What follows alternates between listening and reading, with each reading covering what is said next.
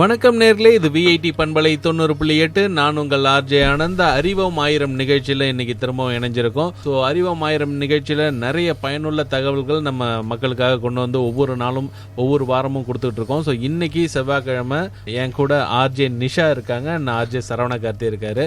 So வணக்கம் நிஷா. வணக்கம் sir. வணக்கம் சரவணகார்த்தி. வணக்கம் சார், சொல்லுங்க, எப்படி இருக்கீங்க? நல்லா இருக்கேன், ரொம்ப நல்லா இருக்கேன்.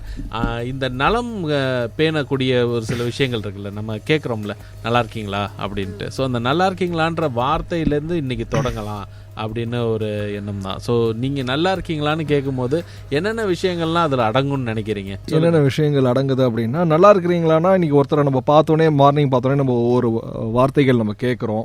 அவங்களுடைய அமைதியிலிருந்து கூட அந்த நாள் வந்து ஆரம்பிக்குது அப்படின்ற மாதிரி கூட வந்து என்னுடைய கருத்து சார். அந்த அமைதி அப்படின்ற ஒரு விஷயமும் நமக்கு ரொம்ப முக்கியமாக இருக்குது. அமைதியிலேருந்து தான் நம்ம இப்போ இன்னைக்கு பேச போகிற அந்த ஒரு விஷயத்துக்குள்ளேயும் போக போகிறோம். ஸோ அமைதியான இடம் அப்படின்னா எதை சொல்லுவீங்க?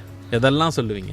பாத்ரூம் ஃபர்ஸ்ட் சொல்லுவேன். பாத்ரூம் ஃபர்ஸ்ட் சொல்லுவீங்க. நீங்க என்ன சொல்லுவீங்க? எனக்கு அமைதியான இடம் அப்படின்னா வந்து நிறைய இடங்கள் இருக்குது. கோவில்கள் இருக்குது, சில இடத்துல சில நேரங்கள் நம்ம மனம் அமைதி அங்க இருக்குது. அதுக்கப்புறம் வீடு ஒரு அமைதியான ஒரு இடம். ஸோ இது மாதிரி நிறைய இடங்கள் அமைதிக்கான இடமா இருக்கும். ஸோ இப்போ சில இடங்கள் பார்த்தீங்கன்னா, பள்ளிக்கூடத்தில் நீங்கள் வகுப்பறையில் உட்காந்துருக்கீங்கன்னா சைலன்ஸ்னாங்கன்னா பின் ட்ராப் சைலண்ட் ஆகிடுவாங்க. எல்லாரும் அவ்வளோ அமைதியாக உட்காந்து படிக்கக்கூடிய அந்த சூழ்நிலையெல்லாம் நம்ம பார்த்துருக்கோம். ஸோ இதை தாண்டி அந்த ஒரு அமைதி அப்படின்றதுக்கு இன்னைக்கு நம்ம முக்கியமாக பேச போகிறது என்னன்னா, இந்த கழிவறை அப்படின்னு சொல்லுவோம் தெரியுமா? ஸோ டாய்லெட்ஸ், அந்த டாய்லெட்ஸ்லாம் ரொம்ப ரொம்ப அமைதிக்கான ஒரு இடமா மாறக்கூடிய ஒரு சூழ்நிலையில் தான் இன்னைக்கு இருக்கும். ஏன்னா இன்னைக்கு உலக கழிவறை தினம். ஸோ உலக கழிவறை தினத்தில் நம்ம இன்னைக்கு அது சார்ந்த பல விஷயங்கள் பேச போகிறோம். கார்த்திக் மட்டும் நான் சொல்லிடுறேன், நிஷாக் சொல்லலை. Happy international men's day Karthi. ஆண்கள் தினம். ஆமா, ஓகே, நன்றி நன்றி. இந்த நிகழ்ச்சியை கேட்டுக்கொண்ட அனைத்து நேயர்களுக்கும் happy international men's day. So இது கூடவே நம்ம முக்கியமாக பார்க்க வேண்டிய அந்த ஒரு விஷயம் என்னன்னா, வேர்ல்டு டாய்லெட் டே. ஸோ இந்த வேர்ல்டு டாய்லெட் டேல இந்த வருஷத்தோட அந்த தீம் என்ன அப்படின்னு சொல்லுங்க.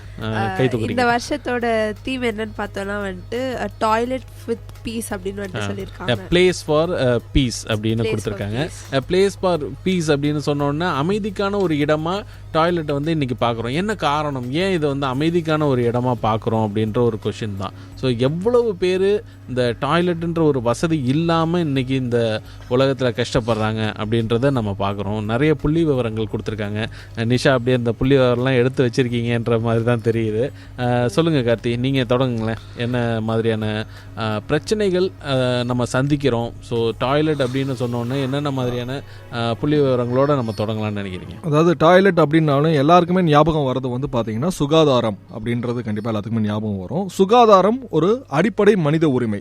சுகாதாரத்தின் தேவை வந்து இன்னைக்கு எல்லாத்துக்கும் வந்து ஒரு முதன்மையா இருக்குது. இந்த டாய்லெட்ஸ் வந்து நீங்க சொன்னீங்க, பல பேர் வீட்டில் இந்த டெக்னாலஜிகள் இவ்வளோ டெவலப்ல நம்ம வளர்ந்த நாடாயிட்டோம். ஆனா இன்னைக்கு கூட சில கிராமங்கள்ல கழிப்பறை இல்லாத வீடுகள் நிறைய இருக்குது. அதை வந்து நம்ம கண்டிப்பா கருத்துல கொண்டுட்டே இருக்கணும்.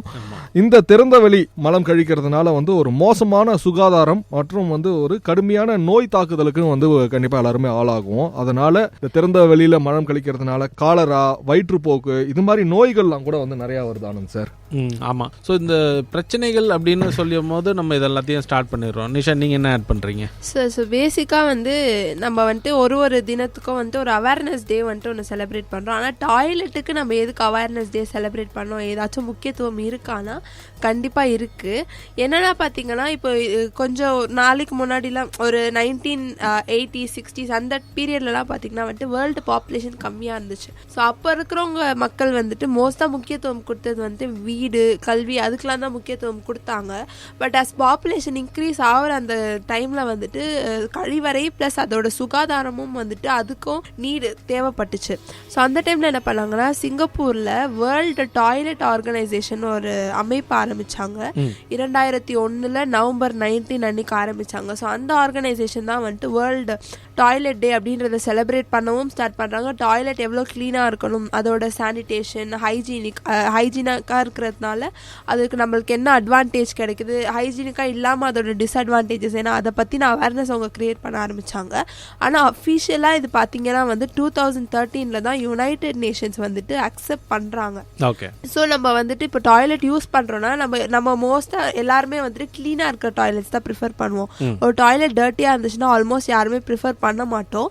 இது நம்ம வந்துட்டு பேசும் பொருளாக ஆயிருக்கு இன்றைக்கி இருக்கிற காலகட்டத்தில். பிகாஸ் நம்ம ஒரு பப்ளிக் டாய்லெட்டுக்கே போகிறோம்னாலும் அந்த டாய்லெட் வந்துட்டு இப்போது எனக்கு தெரிஞ்சு நிறைய டாய்லெட்ஸ் வந்துட்டு சுத்தமாக இருக்கிறதில்ல. ஸோ சானிடேஷன் ரொம்ப முக்கியம். அது சுத்தமாக இல்லாததுனால நம்மளுக்கு நிறைய டிசீசஸும் வந்துட்டு ஸ்ப்ரெட் பண்ணுறதுக்கு சான்சஸ் இருக்குது. இப்போ பார்த்திங்கன்னா நோரோ வைரஸ் அப்படின்னு ஒரு வைரஸ் இருக்குது. நம்ம எப்போ வந்துட்டு நம்ம போய் டாய்லெட் சீட்டில் யூஸ் பண்ணாலும் அந்த வைரஸ் கூட நம்ம கான்டாக்டில் வரமா. சப்போஸ் நம்ம யூஸ் பண்ணுற டாய்லெட் சீட் க்ளீனாக இல்லை அப்படின்ற பட்சத்தில் இந்த வைரஸ் வந்துட்டு நம்மளோட இன்டெஸ்டைன்ஸ்குள்ளே போய் அதுவும் வாமிட்டிங், டயரியா அந்த மாதிரியான சிம்டம்ஸ் காஸ் பண்ணுறதுக்கும் சான்சஸ் இருக்குன்னு சொல்லியிருக்காங்க சார். ஓகே, ஸோ இது மாதிரி நிறைய ஆபத்துக்கள் நம்மளை சுற்றியே இருக்குது. அந்த சுற்றி இருக்கக்கூடிய அந்த இடம் நமக்கு வந்து ஒவ்வொரு நாளும் பயன்படுத்தக்கூடிய ஒரு இடமா இருக்குது. கழிப்பறைன்றதை வந்து நம்ம வந்து பயன்படுத்தாமல் இருக்கவே முடியாது. இல்லைன்ற ஒரு சுச்சுவேஷனும் இன்னும் இருக்குன்றது கொஞ்சம் வருத்தமான விஷயம்தான். அதே நேரத்தில் இருக்கக்கூடிய அந்த கழிவறையை சுத்தமாக வச்சுக்கணும், அது வந்து ஒரு அமைதிக்கான இடமா வச்சுக்கணுன்றதுனால நம்ம இன்றைக்கி வந்து இந்த கழிப்பறை தினத்தை வந்து கொண்டாடிட்டு இருக்கோம். ஸோ இது தாண்டி வேறு சில விஷயங்கள் நம்ம பேச போகிறோம். அதாவது பார்த்திங்கன்னா யூஎனில் வந்து நிறைய ரிசர்ச் பண்ணுறாங்க. இந்த ரிசர்ச் பண்ணும் போதெல்லாம் ஒவ்வொரு தடவையும் அவங்க வந்து ஏதாவது ஒரு புது கதைகள், அதாவது இந்த தூய்மை பணியாளர்கள் இல்லை இந்த டாய்லெட்டு வேணும் அப்படின்னு விருப்பப்படக்கூடியவங்க, ஸோ இந்த மாதிரியான நபர்கள் இருக்காங்களா, அவங்கள தேடி கண்டுபிடிச்சி உலகத்தில் இருக்கக்கூடிய எல்லா இடங்கள்ல இருந்தும் அவங்க வந்து அந்த கதைகளை வந்து கொண்டு வந்து கொடுக்குறாங்க. அப்படி பார்த்தா பங்களாதேஷ் பக்கத்துலேருந்து ஒரு கதை வந்திருக்கு. ஸோ அந்த கதை உங்களுக்கு தெரியும்னு நினைக்கிறேன். இட்டி அப்படின்னு ஒரு சின்ன பொண்ணு, ஓகேங்களா. அந்த சின்ன பொண்ணு வந்து பார்த்திங்கன்னா தன்னோட அந்த வாழ்க்கையில் ஒவ்வொரு நாளும் ஸ்கூலுக்கு போயிட்டு வராங்க பார்த்திங்களா. அந்த போயிட்டு வரக்கூடிய அந்த காலகட்டங்களில் ரொம்ப கஷ்டப்படுறாங்க. என்ன கஷ்டம் அப்படின்னா பங்களாதேஷில் அவங்களுக்கு அந்த ஒரு கழிப்பறை வசதின்றது வந்து பெரிய அளவில் இல்லை. ஸோ அதனாலேயே அவங்க வந்து ஒவ்வொரு தடவையும் நம்ம வந்து இந்த கழிப்பறையை வந்து பயன்படுத்துறது அந்த சிக்கல் இருக்குது, தண்ணி இல்லாத ஒரு பிரச்சனை இருக்குது. ஸோ இது மாதிரியான சுகாதாரம் இல்லாத ஒரு சூழ்நிலையிலேயே அவங்க இருக்கிறாங்க. ஸோ இவங்களோட கதையை சொல்லும் போது எப்படி சொல்கிறாங்கன்னா, ஆரம்பத்தில் நைட் டைம் வந்து அவங்க வந்து டாய்லெட் யூஸ் பண்ணணுன்ற ஒரு சுச்சுவேஷனில் இருக்காங்க. பட் ஆனால் இருட்டாக இருக்கிறதுனால அவங்க வந்து அங்கே போகலை. ஸோ அங்கே போகாமல் வீட்டிலேயே இருக்காங்க. காரணம் என்னென்னா வீட்டில் வந்து கழிப்பறை கிடையாது. ஸோ அவங்க போகணும், இதனை கழிப்பறையை பயன்படுத்தணும் அப்படின்னா வெளியில் தான் போய் பயன்படுத்தணும், வெளிச்சத்துக்காக பகலாகட்டும் அப்படின்றதுக்காக காத்திருக்காங்க. இது வந்து ரொம்ப ரொம்ப கஷ்டமான ஒரு சூழ்நிலை இல்லை. ஸோ இட்டியோடைய கதையை சொல்ல ஆரம்பிக்கும் போது இப்படி தான் சொல்கிறாங்க. அந்த அம்மாவோட ஹெல்ப்போட அந்த இடத்துக்கு போகிறாங்க. அங்கே பார்த்திங்கன்னா குழிகள் வெட்டி அதை வந்து ஒரு கம்புலாம் நட்டு அதை சுற்றி துணி கட்டி இதுதான் வந்து அவங்களுடைய கழிப்பறையாக இருக்குது. ஸோ இன்றைக்கி கழிப்பறை அப்படின்னு சொன்னால் எனக்கு க்ளீனாக வேணும், இந்த ஒரு கழிப்பறை வந்து கொஞ்சம் க்ளீனாக இல்லை, நான் யூஸ் பண்ண மாட்டேன் அப்படின்னு சொல்லக்கூடிய சுச்சுவேஷனில் இருக்கிற இந்த சுச்சுவேஷனில் அங்கே பார்த்திங்கன்னா ஒரு குழி வெட்டி சுற்றி துணி கட்டி அந்த இடத்துல தான் பயன்படுத்துகிறாங்க. அண்ட் அதுவும் இல்லாமல் அங்கே வந்து துர்நாற்றம்ன்றது வந்து எக்கச்சக்கமாக இருக்குமா. ஸோ இந்த ஒரு துர்நாற்றம் வீசக்கூடிய இடத்துல முகத்தில் துணியெல்லாம் கட்டிட்டு அதுக்கப்புறமா தான் இட்டி வந்து அந்த கழிப்பறையை பயன்படுத்தக்கூடிய ஒரு சுச்சுவேஷனில் இருக்காங்க. அண்ட் இதையும் தாண்டி அவங்களுக்கு மனசுக்குள்ள ஒரு பயம். அந்த பயம் என்னென்னா, அவங்க பாட்டி வந்து இந்த மாதிரி கழிப்பறையை பயன்படுத்தும் போது வழிக்கு விழுந்து காலை உடைச்சிட்ருக்கு. ஸோ தனக்கும் அந்த மாதிரியான ஒரு நிலை வந்துருமோ அப்படின்னு அந்த இட்டிக்கு வந்து ஒரு பயம் இருக்குது. ஸோ அந்த பயத்தோடைய தான் அந்த கழிப்பறையை பயன்படுத்துகிறாங்க.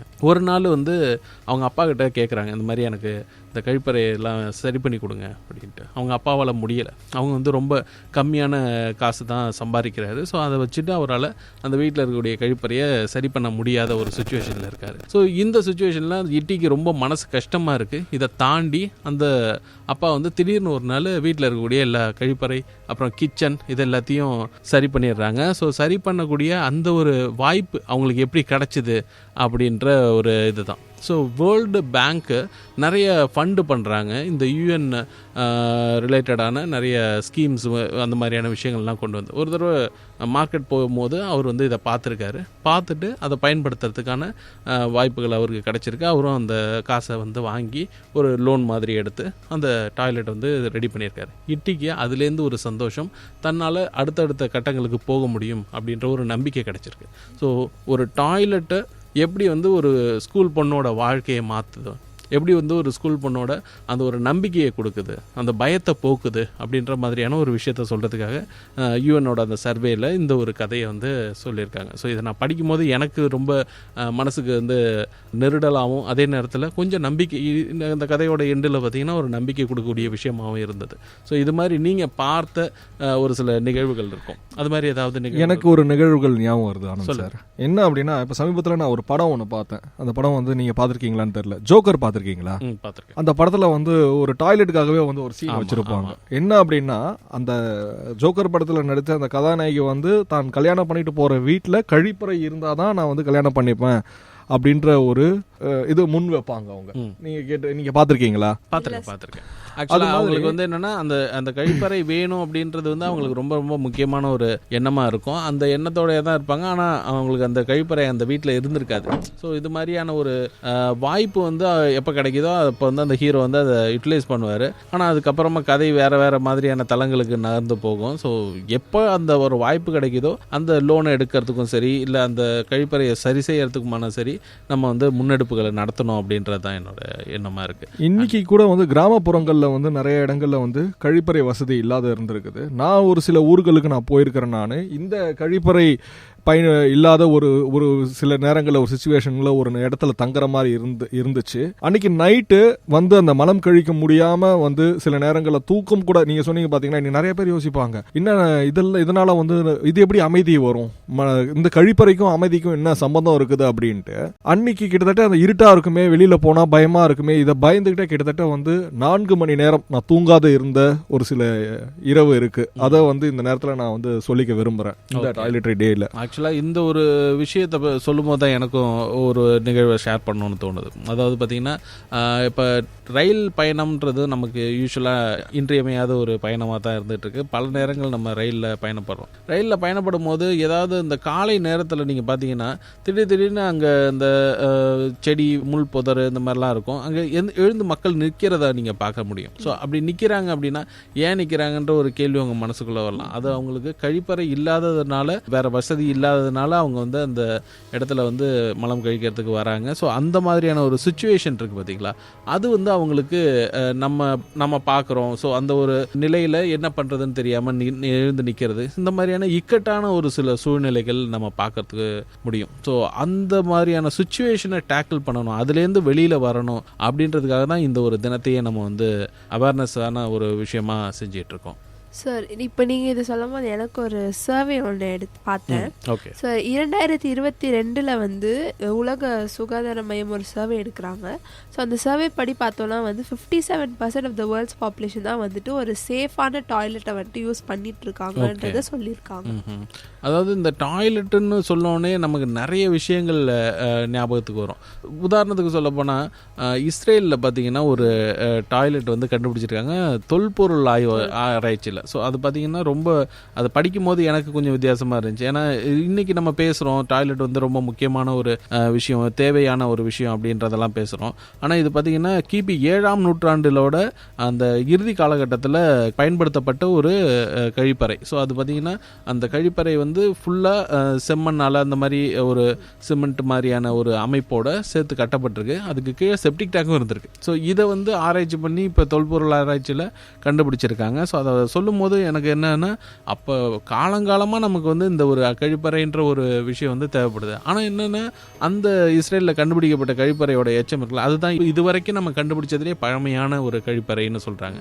ஸோ அந்த எச்சத்தில் அது வந்து ஒரு பணக்காரர் மட்டும்தான் பயன்படுத்தக்கூடிய ஒரு விஷயமாக இருந்திருக்கு அப்படின்னு சொல்கிறாங்க. ஸோ அது அப்படின்னு பார்க்கும்போது இந்த கழிப்பறை வந்து ஒரு காலகட்டத்தில் சொஃபஸ்டிகேட்டடான ஒரு விஷயமா இருந்திருக்கு. இன்றைக்கி வந்து அது எல்லாருக்கும் பொதுவான ஒரு விஷயமா மாறி இருக்கு. ஆனாலும் கூட அது இன்னும் எல்லாரையும் போய் சேரலை அப்படின்ற ஒரு விஷயத்தை நம்ம பார்க்குறோம். ஸோ இது மாதிரி இன்னும் பல விஷயங்கள், இந்த கழிப்பறை தொடர்பாக பல விஷயங்கள் இருக்குது. ஸோ நீங்கள் சொல்லுங்கள், இந்த கழிப்பறை அப்படின்றத ஃபஸ்ட் டைமாக நீங்கள் வந்து எப்போ பார்த்தீங்க? சின்ன குழந்தைங்க இன்றைக்கி வரைக்கும் வந்து கழிப்பறையை பயன்படுத்துங்க அப்படின்னா பயப்படுவாங்க, உள்ளே போகிறதுக்கே யோசிப்பாங்க, இல்லை மாட்டேன் அப்படின்வாங்க. அது நம்ம குழந்தை பருவத்திலேருந்தே அது வந்து ஒரு வித்தியாசமான ஒரு விஷயமா பார்க்கப்படுது. நீங்கள் முதல்ல கழிப்பறை அப்படின்ற ஒரு விஷயத்த நீங்கள் பார்க்கும்போது என்ன பயம் இருந்தது உங்கள் மனசில்? இல்லை நீங்கள் வந்து அது ஞாபகம் இருக்கா? அந்த மாதிரி ஏதாவது நிகழ்வு இருந்தால் ஷேர் பண்ணுங்களேன். கழிப்பறை அப்படின்னாலே வந்து இப்போது ஸ்கூல்ஸில் டைமில் சின்ன வயசில் இருக்கும்போது வந்து பார்த்தீங்க அப்படின்னா, ஸ்கூல்ஸில் இன்றைக்கி நிறையா ஸ்கூல்ஸில் கழிப்பறையை வந்து சுத்தமாக மெயின்டைன் பண்ணிகிட்ருக்குறாங்க. ஆனால் இன்றைக்கி கழிப்பறை நீங்கள் சொன்னோடனே வந்து நம்ம பாப்புலேஷன் அப்படின்ற ஒரு விஷயமும் ஞாபகத்துக்கு வருது ஆனந்த் சார். என்ன அப்படின்னா, இன்னைக்கு இருக்கிற மக்கள் தொகைக்கு எவ்வளோ பேர் வந்து இன்னைக்கு ஒரு சுத்தமான கழிப்பறையை வந்து பயன்படுத்துறாங்க அப்படின்ற ஒரு ஒரு விஷயம் இன்னமும் வந்து ஒரு கேள்விக்குறியா தான் இருக்குது. ஸ்கூல் லைஃப்ல வந்து அந்த டாய்லெட்ஸ் பார்க்கும்போது வந்து சின்ன பசங்களா இருக்கும்போது ஒரு பயம் வரும்ல, எங்க கழிப்பறை கிளீனா இருக்குதா, கால் வைக்கிற இடம் எப்படி இருக்குது அப்படின்ற மாதிரி சில நிறைய क्वेश्चंस இருக்கும். சில பேர் வந்து இந்த தண்ணி பற்றிருந்ததுனாலே அந்த டாய்லெட் யூஸ் பண்ண மாட்டேன் அப்படின்னு சொல்லுவாங்க. அது வந்து சில நேரங்கள்ல வந்து ஸ்கூல் இன்னி கூட நிறைய வீட்ல ஹைஜீனா இருந்தா கூட அண்ணா பொண்ணு வந்து சமீபத்துல வந்து மலேசியால இருந்து வந்திருந்தாங்க. மலேசியால இருந்து வந்துட்டு இங்க கோயம்புத்தூர் டு சென்னை வந்து ஒரு ட்ரெயின்ல ஏசியில தான் வந்திருக்கிறாங்க. ஆனா அவங்க அந்த டாய்லெட்டை யூஸ் பண்ணாமே வந்திருக்கிறாங்க. என்ன அப்படின்னா அந்த டாய்லெட் கிளீனா இல்ல அப்படின்றாங்க.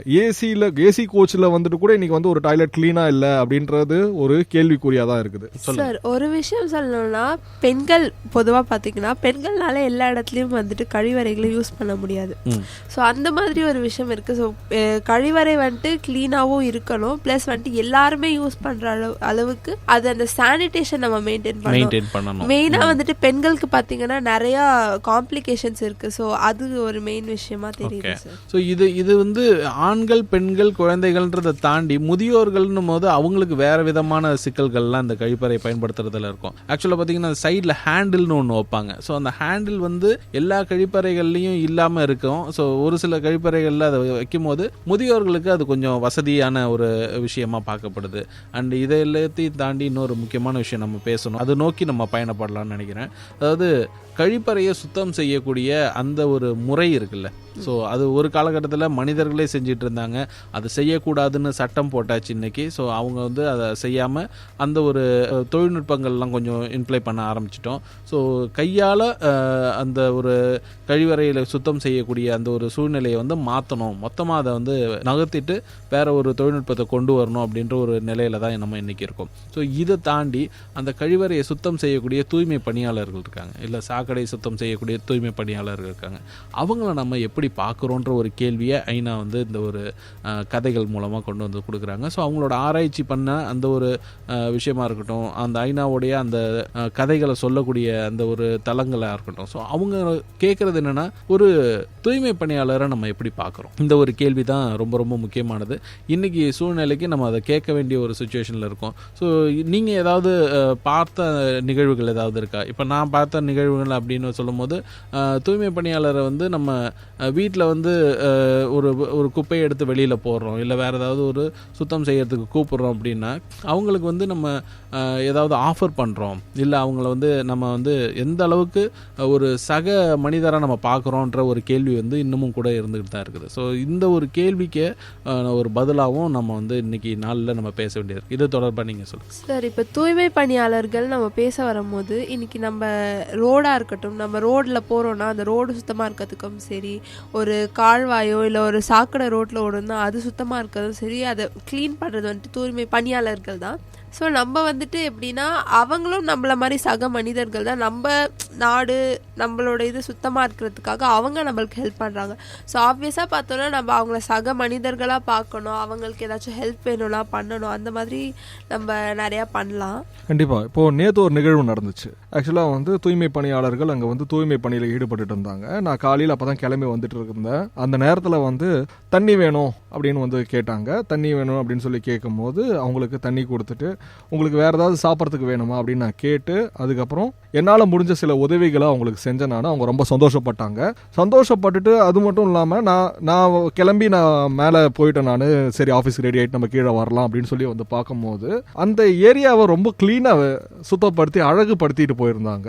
இதை எனக்கு பார்க்கும்போது எனக்கு ரொம்ப சந்தோஷமாக இருந்துச்சு, ஒரு நெகிழ்ச்சியாகவும் இருந்துச்சு. இது வந்துட்டு எனக்கு தெரிஞ்சது ஒரு கைண்ட் ஆஃப் அப்ரிசியேஷன் தான் சார் நம்ம சொல்லலாம். அவங்க பண்ணுற அவங்களுக்கு ஒரு மனசில் ஒரு சந்தோஷம் ஆயிடுச்சு. காலையில் நம்மளை கூப்பிட்டு ஓகே தண்ணி வேணுமான்னு சொல்லி கூப்பிட்டு கொடுத்துட்டு வேற ஏதாவது வேணுங்களா, ஏதாவது சாப்பிட்றீங்களா அப்படின்னு சொல்லி கேட்டு அவங்களுக்கு கொடுத்தோடனே அவங்களுக்கு வந்து ஓகே நம்ம இன்னும் இந்த வேலையை கொஞ்சம் நல்லா நம்ம நீட்டாக செய்யலாம் அப்படின்ற மாதிரி அவங்க செஞ்சுட்டு போனாங்க. அது எனக்கு ஒரு பெரிய மன திருப்தியும் ஏற்பட்டுச்சு. பேச வேண்டிய விஷயம் என்னன்னா வந்து நிறைய பேர் வந்துட்டு தூய்மை பணியாளர்களை வந்து அவங்கள சார்ந்தவங்களா பாக்குறது இல்ல.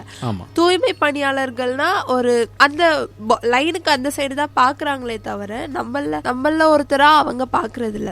சோ நம்ம என்ன பண்ணணும்னா அவங்க பண்ற வேலையும் ஒரு வேலை தான். அவங்க நம்ம நாடு சுத்தமா இருக்க ஹெல்ப் பண்றாங்க. ஸோ அவங்க அவங்க பண்ணுற வேலைக்கு ஒரு அப்ரிசியேஷன் மாதிரி ஒரு சின்ன தண்ணியோ இல்லை சாப்பாடோ ஏதாச்சும் நம்ம கொடுத்தா அவங்களும் சந்தோஷப்படுவாங்க. இது எல்லாத்தையும் தாண்டி நான் எதிர்பார்க்கறது ஒன்று தான், ஒரு நன்றின்ற ஒரு வார்த்தை. ஏன்னா அவங்க நமக்காக அந்த ஒரு வேலையை செய்கிறாங்க, அவங்க நமக்காக அந்த வேலையை செய்யும் போது எந்த ஒரு எதிர்பார்ப்பு அவங்களுக்கு அது வந்து ஒரு வேலை தான், அதுக்காக அவங்க சம்பளம் வாங்குறாங்க தான். ஆனாலும் கூட நாம் அவங்களுக்கு ஒரு நன்றியை தெரிவிக்கக்கூடிய ஒரு சுச்சுவேஷனில் தான் இருக்கிறோம். ஸோ இது தொடர்பாக ஒரு கதை கூட நம்ம அந்த ஐநாவுடைய கதைகளில் இருக்குது. ஸோ அதை வந்து நான் உங்கள்கிட்ட ஷேர் பண்ணணும் அப்படின்னு விருப்பப்படுறேன்.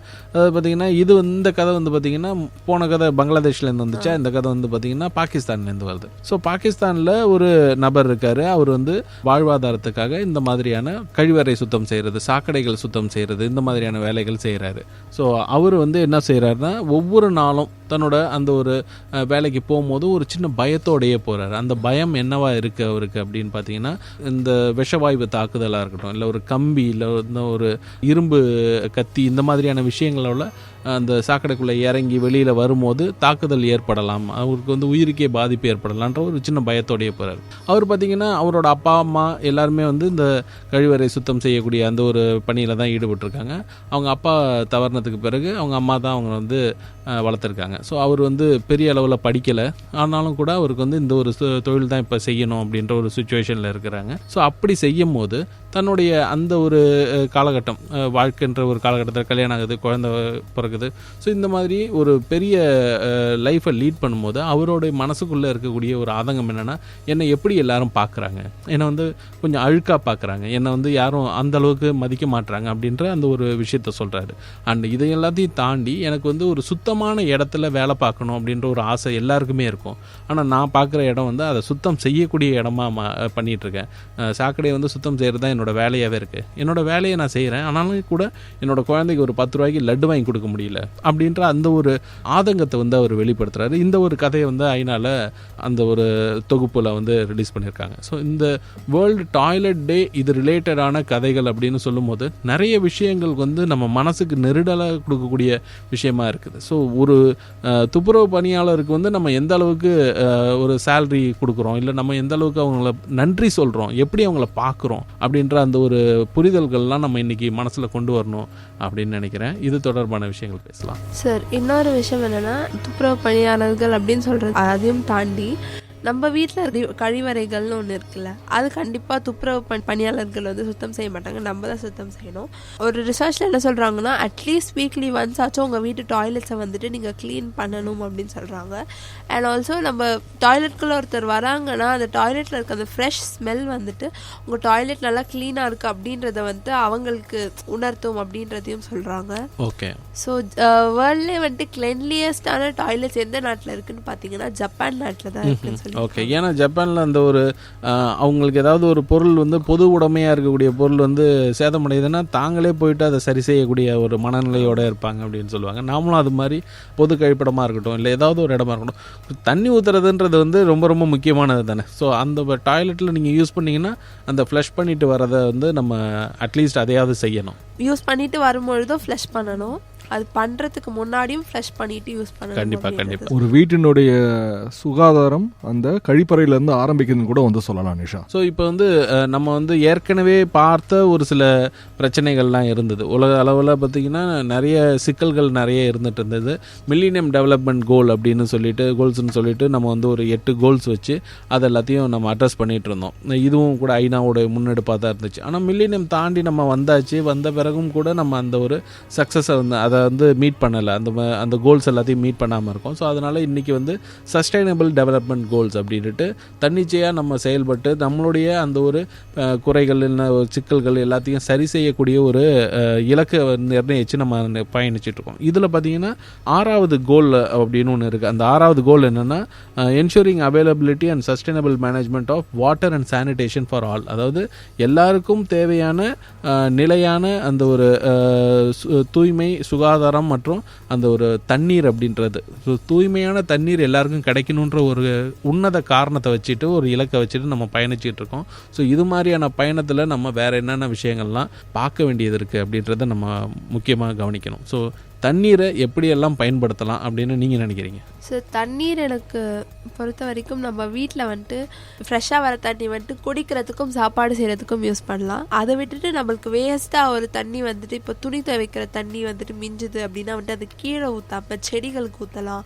இல்லாட்டி வந்துட்டு வேறு ஏதாச்சும் பர்பஸ்க்கு வந்துட்டு நம்ம யூஸ் பண்ணலாம். பாத்ரூம் கழுவ அந்த மாதிரி விஷயங்களுக்கு யூஸ் பண்ணலாம். இந்த தண்ணீரை வந்து நீங்கள் வந்து முறையாக வந்து நம்ம மழைநீர் சேகரிப்பு இன்னைக்கு எல்லாருமே வந்து கொஞ்சம் மறந்துட்டோம். அதை திருப்பி இம்ப்ளிமெண்ட் பண்ணால் வந்து இன்னும் கொஞ்சம் நிலத்தடி நீரும் உயரும்ன்றது என்னுடைய ஒரு கருத்து ஆனந்த் சார். ஓகே, ஸோ இப்போ இந்த வேர்ல்டு டாய்லெட் டேன்னு சொல்லணுன்னா டாய்லெட் மட்டும்தான் இங்கே வந்து பேச போகிறோமா அப்படின்றத தாண்டி இன்னும் பல விஷயங்களை நம்ம பேச வேண்டிய ஒரு சுச்சுவேஷனில் இருந்தோம். ஸோ வந்து அதனால் இப்போ தண்ணீரை வந்து எந்த அளவுக்கு பயன்படுத்தணும், சிக்கனமாக பயன்படுத்தணுமா, சுகாதாரத்தோட அந்த தண்ணீரை வச்சுக்கிறது எப்படி, ஸோ வீட்டில் இருந்து நம்ம அந்த கழிப்பறையை எப்படி பயன்படுத்துறது, வெளியில் பொது கழிப்பறையை எப்படி பயன்படுத்துறது, இது தாண்டி பல விஷயங்கள் இது தொடர்பாக நிறைய பேசணும். ஸோ நிறைவாக நீங்கள் இந்த உலக கழிப்பறை தினத்தில் சொல்ல விருப்பப்படக்கூடிய விஷயம்?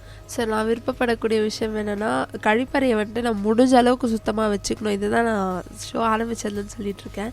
ஸோ முடிஞ்ச அளவுக்கு நம்ம எவ்வளோக்கு எவ்வளோ சுத்தமாக வைக்கிறோமோ அவ்வளோக்கு அவ்வளோ நம்மளுக்கும் ஹெல்த்தி, நம்மளை சுற்றி இருக்கிறவங்களுக்கும் ஹெல்த்தியாக இருக்கும்னு நான் சொல்லிக்கிறேன். ஓகே, நீங்கள் கார்த்தி சார்? கழிப்பறைகள் அமைதிக்கான இடம் அப்படின்றதான் கருப்பொருள். அதில் வந்து ஆரம்பித்தோம். அதே தான் நானும் வந்து சொல்கிறேன். இன்னைக்கு கழிப்பறைகள் அமைதிக்கான இடம், கழிப்பறைகள் பாதுகாப்பிற்கான இடம் அப்படின்றத நான் சொல்கிறேன். நான் ஒவ்வொருவரும் கண்டிப்பாக வந்து நம்ம யூஸ் பண்ணுற டாய்லெட்ஸை ரொம்ப க்ளீனாக வச்சுப்போம் அப்படின்றது என்னுடைய ஒரு கருத்து ஆனந்த் சார். ஓகே சார், அப்புறம் இன்னொரு விஷயம் நிறைவாக சொல்லிக்கிறேன். என்னென்னா இப்போ இருக்க நிறைய யங்ஸ்டர்ஸ் வந்துட்டு வெஸ்டர்ன் டாய்லெட்ஸ் யூஸ் பண்ணுறாங்க, இந்தியன் டாய்லெட்ஸ் ப்ரிஃபர் பண்ண மாட்டாங்க.